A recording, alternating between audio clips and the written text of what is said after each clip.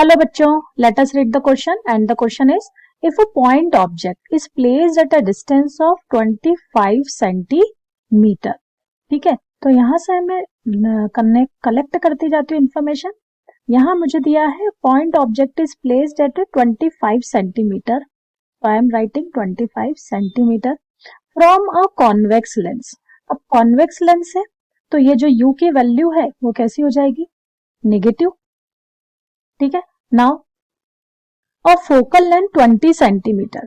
तो focal length मुझे 20 centimetre दे रखा है, so I will write f is equals to 20 centimetre. ठीक है, और ये तो पॉजिटिव रहेगी, है ना. If a glass slab of thickness t and refractive index 1.5 is inserted between the lens and a object. तो हमें जो कंडीशन दी है वो कुछ ऐसी है कि यहां पर मेरे पास एक लेंस है, यहां पर मुझे कोई ग्लास स्लैब दिया हुआ है और ये ग्लास स्लैब की थिकनेस जो है उसे t बताया है और रिफ्रैक्टिव इंडेक्स दिया है इसका mu is equals to 1.5. The image is formed at a infinity. तो अब जब ग्लास स्लैब को हम इंसर्ट कर देते हैं, है ना, तो मैं यहां लिखती हूं after inserting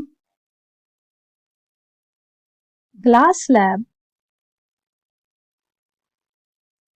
image means new image जो हमारी बन रही है, इमेज इज एट इंफिनिटी. तो इमेज की डिस्टेंस दे दी इंफिनिटी. अब देखिए कॉन्वेक्स लेंस में इमेज इंफिनिटी पे कब बनेगी.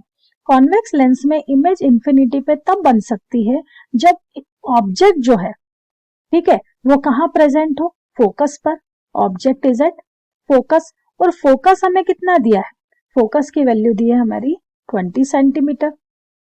ठीक है, सो नाउ अगर हमारा ऑब्जेक्ट है ना इंसर्ट इस ग्लास स्लैब को इंसर्ट करने के बाद हमारा ऑब्जेक्ट फोकस पर आ गया है, जबकि एक्चुअल डिस्टेंस उसकी क्या है 25 सेंटीमीटर.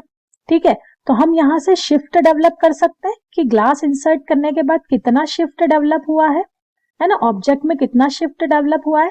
तो हम लिखेंगे shift is equals to 25 was the actual distance और 20 इज द, है ना, अपेरेंट डिस्टेंस. तो this 25 minus 20 that is 5 centimetre.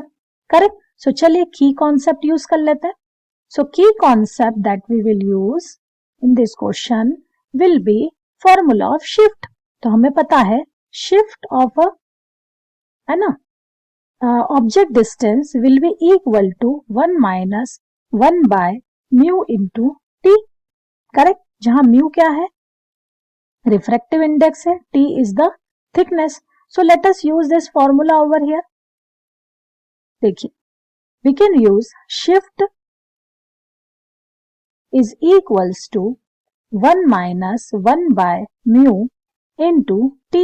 Now shift हमने कितने डेवलप किए 5 centimetre is equals to 1 minus 1 by mu is given as 1.5. So we will write 1.5 into t. Correct.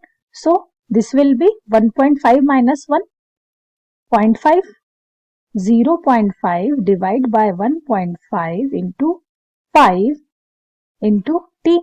So now that it will write like 5 into 1.5 divided by 0.5 is equals to t.